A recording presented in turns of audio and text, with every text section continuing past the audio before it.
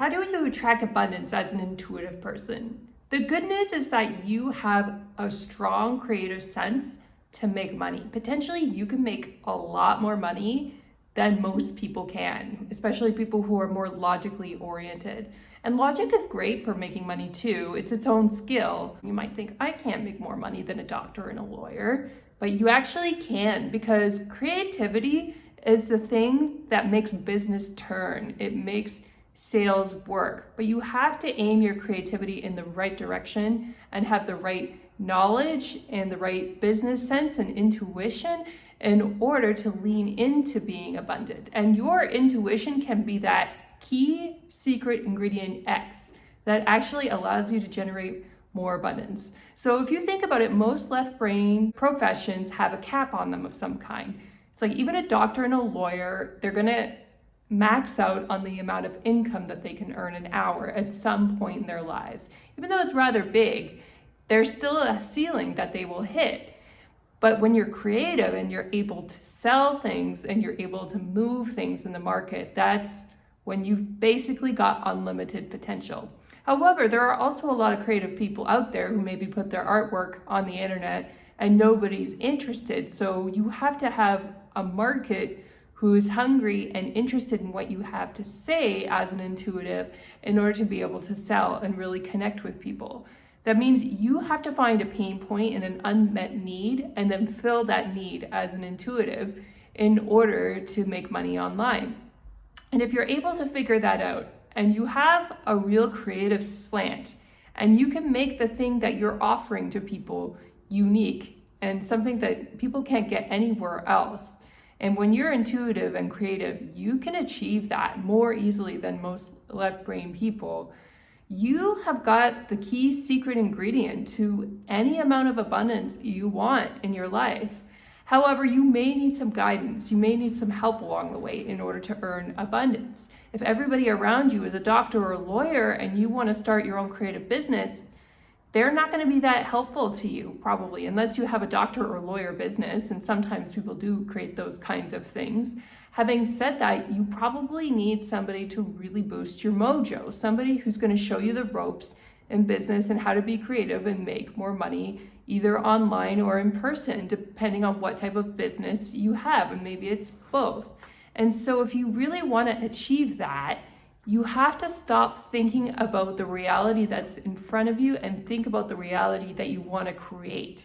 That's more important to know where you're going rather than focusing on the destination you are now. You might feel like I'm a pretty normal, mundane person right now. Like I have a pretty average home, I have a pretty average vehicle. And even if you have those things, you're probably pretty well ahead of a lot of people in our generation who don't even have those things. Having said that, if you feel ordinary, like you can't overcome the limit of your profession or the limit of the people around you, then you have to find some way to imagine yourself into that higher level. The good news is that there's so many people online that you can follow nowadays. And if you listen to their podcasts and to their content constantly, it's almost like having a friend in your circle that's really close to you. You get a sense of what their mindset is like. And we are the combination of the 5 people that are closest to us. Why not make those people good, influential people on the internet and listen to their thought process constantly so we know how to apply those tips and tricks in our own lives in order to be successful as sixth sensories, right? And we can take inspiration from anybody, even if politician, if you think that they are doing good in the world. Pick anybody you think is a good influence and really study up on them. Get really deeply involved in their literature, read their books, listen to their YouTube videos, and consume as much information as you can about rich, successful people. Even sometimes people you don't admire might have something in their autobiography that can be helpful for you to learn if you're open-minded. So with sixth sensories, it's very critical. We need to constantly learn from other people. We need to learn about life. We need to continually be a student, not necessarily of all the traditional subjects, although some of those can be helpful, but we need to learn about what's coming. And we can use our intuition to anticipate what is coming around the bend. For example, honing in on helping people with relationships might be a big pain point that helps a lot of people going forward in their lives when they need to be more focused. In order to be the wealthy person that you aspire to be, you have to visualize that you are that person already. You need to step into that persona and start helping people, and really pay attention to people who are already doing the work that you want to do and find out how you can imitate some of the things that they are doing. If you're able to even imitate some of the most successful people in your life and fake it until you make it, you're way more likely to achieve success yourself. And all of the information is out there. There is so many good influences on the internet. It's not all bad. It's not all games and terrible manipulations and dastardly things that are shared on the internet. There's lots of good things, like secrets to success as well.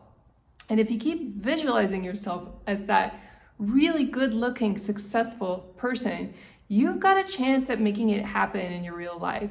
But you have to believe in yourself. You have to open up your mind and your heart to the possibility that it can happen. And that sometimes can feel a little bit painful almost to open up to that prospect, because we get so comfortable in our own suffering. We get so used to being broke. We get so used to having to strive for things that we're not good at and fail.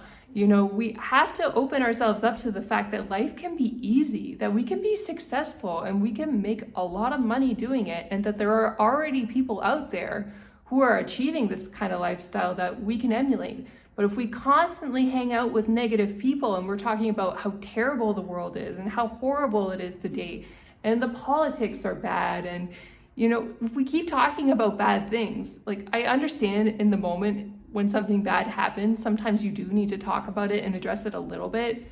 But if we keep going on and on and on, going down the rabbit hole about everything that's bad in life, we'll never have a chance to build anything good for ourselves or accomplish anything. So you gotta let that negative stuff go and visualize the good. I've literally been paralyzed. Okay, this is talking from experience where paralysis is extremely painful, and I visualize myself walking, and I would sneak off into a corridor in the hospital and literally force myself to stand up, like hanging by a thread, like onto these bars that are on the walls of the hospital, and force myself to practice to walk, and then found a way to hobble back into my wheelchair because I knew how important it was to me to be able to walk again, to be able to see my friends again and have the life that I wanted.